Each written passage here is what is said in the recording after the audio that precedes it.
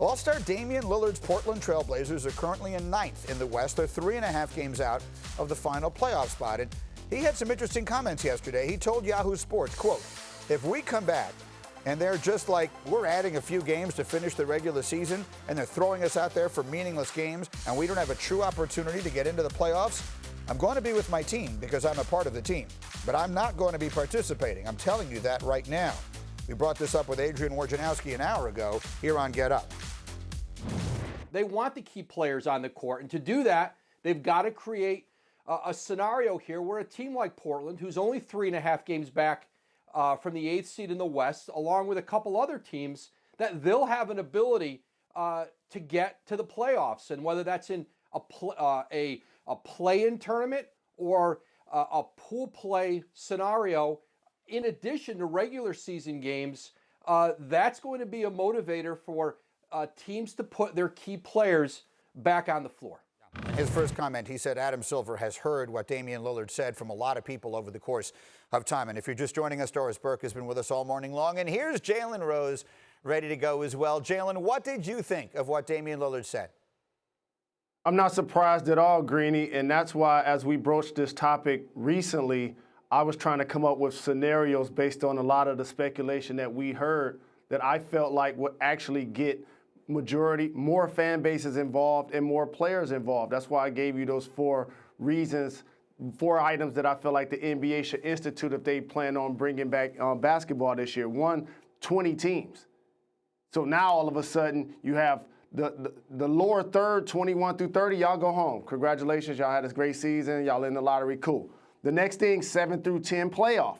For what Dame Lillard just said. Look at the West. Look at the bottom of the West standings. You got Luka. You got Ja. You got Dame. You got Zion. You got to find a way to have them create some enthusiasm to bring back the league and see who's going to be in the playoffs. This is not going to be chalk this year. A squad like the Portland Trailblazers, I told you, can get in the first round and mess around and beat the Clippers or the Lakers. We don't know. And then lastly, every series has to be 7 games. So don't be surprised if you start to hear players say more of what Dame said. And I want to make sure I do a distinction. This is not what Blake Snell and Bryce Harper said in baseball. They're vastly different. They were talking about the fact if their money wasn't right, they would not play. This is a professional who understands that this is my job. And therefore, if I have an opportunity to further our goals, then I'm all in. But for me to fly all the way from Portland to Florida, it has to be a reason for me to go out there on the court and risk my health, physically playing basketball, but also clearly during the coronavirus pandemic that we're dealing with. Yes, correct. That's an important distinction, and you're right. He didn't say anything about money. There haven't been any conversations, to our knowledge. It's certainly not airing the dirty laundry in basketball the way they did. Doris, you spoke very eloquently about this earlier. So let me ask you an unrelated question while I have you.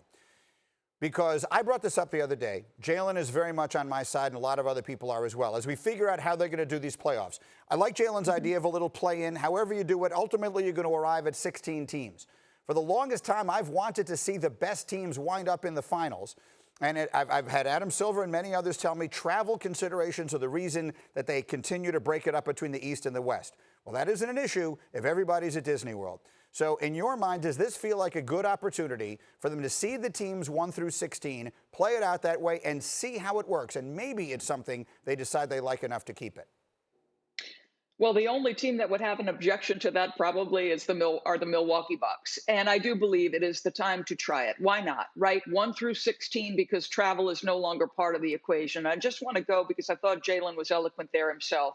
And I told you in the first hour, Mike, that I believe because the primary consideration here should be minimizing risk while getting some resolution to the season.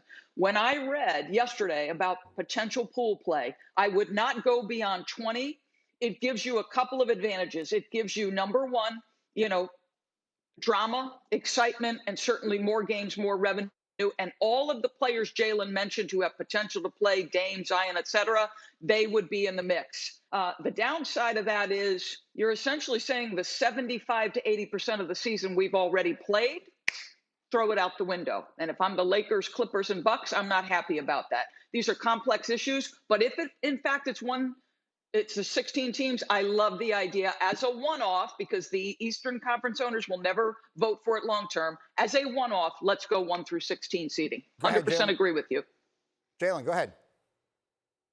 I totally agree with both of you guys because here's the thing. We have to drum up enthusiasm for the start of the league, and you want as many players and as many fan bases engaged as possible. People are starving for sports. When it returns, now you need some storylines. We know LeBron James is going to be there. The Clippers are going to be there. You mentioned the Bucks, DB. Giannis is going to be there. But the key to selling this thing is to get as many people as possible. And things like tournaments and pool play and the big names that I just mentioned, that creates a level of enthusiasm for the return and ultimately becomes your red carpet as you start the playoffs. Very quickly, because I was on First Take yesterday and they asked me this question to open up the show. Doris, I will leave it with you on this today. In your mind, Lakers, Clippers have been at the top in the West all year long. Bucks at the top of the East all year long. Who's the team to beat when they come, if and when they come back, and we all get to see this unprecedented sort of mad dash in Orlando this summer? Who's the favorite? I'm going with LeBron James and the Lakers. And because? Because I think you need a driving force who's been there and done that and overcome every possible scenario and circumstance. And who has faced more adversity, more situations in the playoffs than LeBron James? The answer to that question is no one. Jalen? I agree with DB, the Lakers. And we know about the MVP level play of LeBron James, but I think the difference maker, however, will be Anthony Davis up front. Thank you for watching ESPN on YouTube. For live streaming sports and premium content, subscribe to ESPN+.